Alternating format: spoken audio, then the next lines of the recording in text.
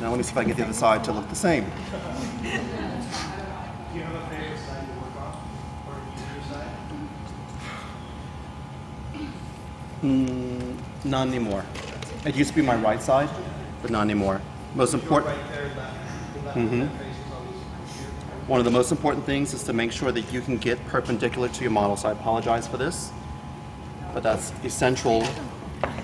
It's essential with airbrushing. Okay, look down.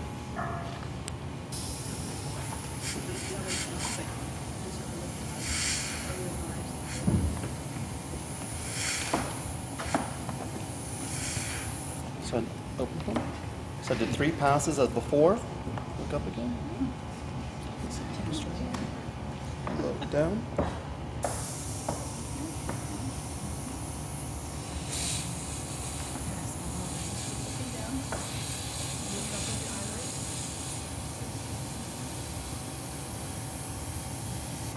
Open for me.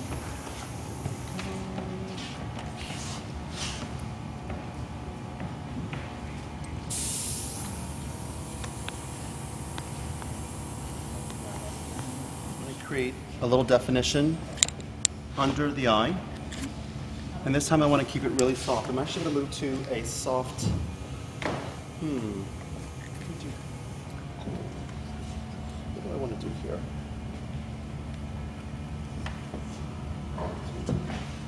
Light.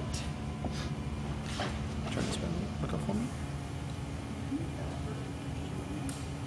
Now I have nothing on under the eye, but I want to get something close into the base of the lash line that's not dark, but something that has a little texture or shimmer. Do you have a base under that? On the bottom of the eye? Not yet, no concealer. That's one thing Deborah and I do as artists. Sometimes artists will do the whole face first. We do the eyes first. It's inevitable something's going to fall down, and it's about time. Sometimes you have 10 minutes of face, sometimes you have 20, sometimes you're fortunate enough to have 45. Okay.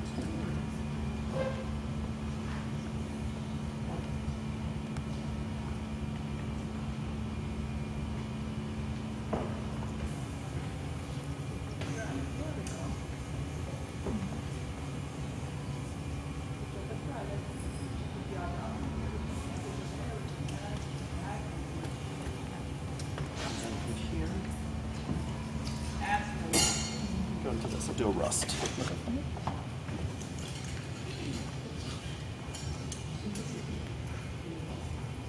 What if you like mess up on like the color? Like how would you take it off? Like you made a mistake.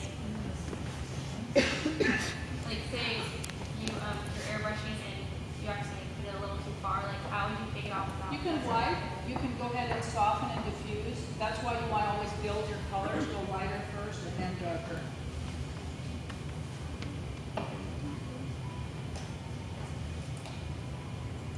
Are you putting the same picture? No, yep, I'm doing, actually I'm doing more of a rust on the bottom. It almost gives a little bit of a vulnerable raw look under the eye, especially against the contrast of a blue eyes. It's going to be stunning, especially once you put the lashes on. So it's not always about making everything dark and heavy. You can make it light, you can make it dark. It just kind of depends on what you want the feature, the focus to be. I want it to be on her eye color and her lashes and beautiful skin. And everything else is more or less going to be almost a secondary or tertiary, more of a fade. All right? So from here, what do I want to do? I'm gonna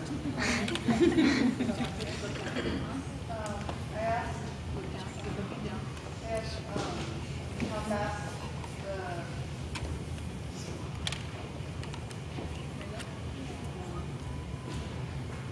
the airbrush sets, and she said it sets fast, so you have to work fast before you blend it.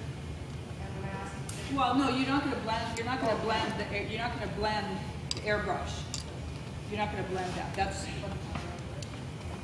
You're not going to blend powder. You can blend. I mean, in other words, it dries fast. The question is, you're not going to take your airbrush and then try to blend that out. That's what you're doing with the airbrush. Is you're doing your blending and your diffusing. You're not going to blend that color out, but you can layer powder over the top of it to make it more intense or whatever it is you want to do. No, it won't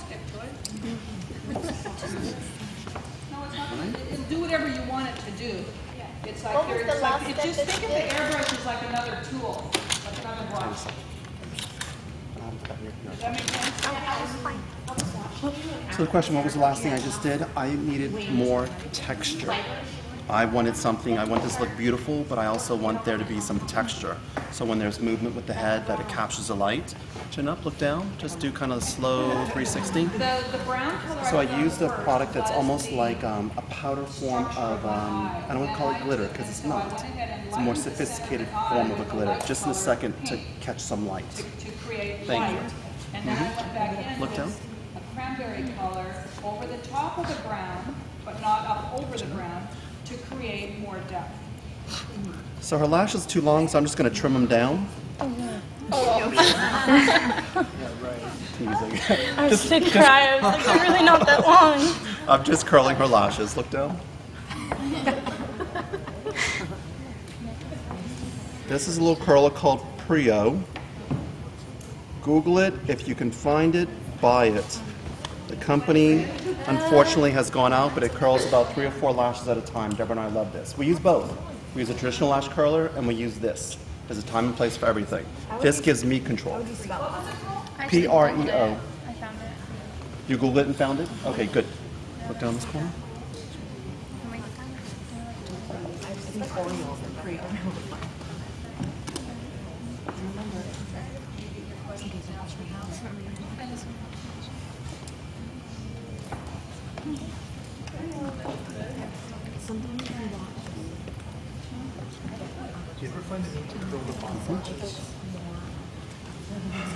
Sometimes if I'm working with maybe an Asian model or client, I may have to, but I think I maybe have only done it once or twice. So the question is, do I ever find the need to curl the bottom lashes? It's not something I normally do. I just really haven't felt that I really needed the need. Sometimes you can just weigh down lashes with mascara. Look down again.